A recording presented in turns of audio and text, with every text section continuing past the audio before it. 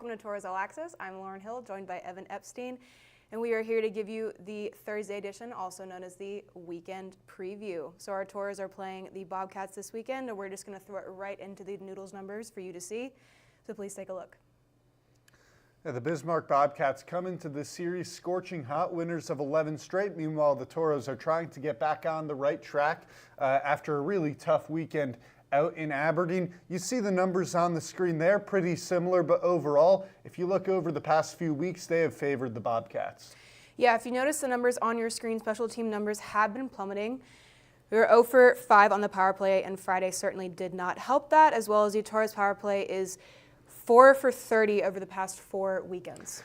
And this is a Tauros power play that you look back to January, back to February, that was over 25% at times. First in the league for most of the season. They look to get that power play going strong once again into the postseason. But the number on the screen that really jumps out to me, 1.77 goals against per game for the Bobcats. That's second best in the league. And one of the primary reasons for that is their goalie, Tauros Anderson, one of the best goaltenders in the NAHL. His numbers are terrific. He gives up just 1.55 goals against per game, an absolutely absurd record of 36-6-2, and a pretty strong save percentage as well. Yeah, but definitely something to note about Tauros Anderson. He did stumble this past Saturday when they played the Mallards, giving up 3 goals on just 15 shots in the game that did go into overtime, but he did have a 22-save shutout on Friday. And with that series against the Mallards, the Bobcats did clinch the #1 seed in the Central Division, but goaltending is going to be a huge part of this weekend series. Talked about Anderson being one of the elite goalies in the NHL, but so is Lucas Svedin. Svedin played on Friday out in Aberdeen.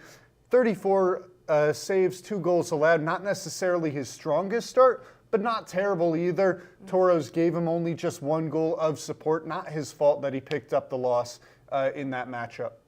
Yeah, and as for Lucas Svedin and Tauros Anderson, this weekend is about getting on the right track for the postseason, which is really important for both teams to be focusing on. The Bobcats on their win streak, probably feeling pretty good off of that win streak, and the Tauros are looking to recover after a tough weekend in Aberdeen, South Dakota. And that's what I talked with John Small about this morning.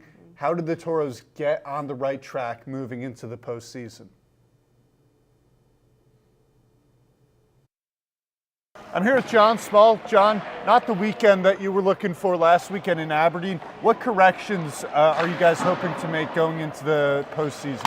Yeah, it was definitely a tough weekend, but I think just the vibe of playoffs is really upon us right now, and obviously we're doing all we can to just get better and get ready. So yeah, we're just going to put that weekend behind us and really look towards Austin and Bismarck in the next couple of weeks. You look at special teams. How do you feel that the power play has been flowing? It's been pretty good. It's been pretty good all year, and I think we've just put a lot of work into it, and I think by the time playoffs come, it's going to be really going, and we're going to score a lot of goals on it. All right, thanks, John. Yeah. Always good to hear from assistant captain John Small. Something definitely to note this weekend, Macklin Morelli, who is the infamous brother of Mason Morelli, who has also played 3 games for the Tauros this season, will be back on the ice on Friday in the Cream and Cardinal, so please look out for Mackley. We're very excited about that, as well as you may see some new faces on the ice as well. A bunch of affiliate players coming to the Tauros, eligible for 10 games, but not eligible for the postseason. So this could be the final weekend where we really see them in action for the Tauros. With that, though, we have a pretty good idea of what the first round of the postseason schedule is going to look like. We are 100% certain that we are playing the Austin Bruins in the first round of the playoffs. If the Bruins pick up a point or more against the Mallards this weekend, which seems highly likely, then that would ensure that the Bruins have home ice over the Tauros in that series, which would set the schedule here. Games 1 and 2 would be at Austin. 3 and 4 on April 25th and 26th would be here at the Pepsi Rink at Mesa Arena. Game 4, if necessary, not a guarantee to happen, but 7:35 p.m. puck drop if those games were both to happen. And then if Game 5 was to happen, that would be back in Austin.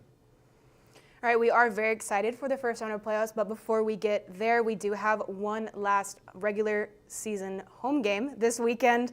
Friday against the Bismarck Bobcats. We are home in Emesa Arena, so please, we want to have you here. Every bell, every whistle, every jersey you possibly have, please wear it. We want you in the building, so please scan this QR code to the side of me to get your tickets for our last regular season home game, as well as the fact that you can go ahead and already look on to see what playoff games you may or might not be able to go to, as well as the fact that tomorrow is the last day that you can come in and exchange flex tickets for this season. So please come in before 5 p.m. tomorrow to exchange those, and we will get you hooked up with seats for tomorrow's game. But other than that, that'll do it for today's episode of Tauros All Access, and we will see you on Monday.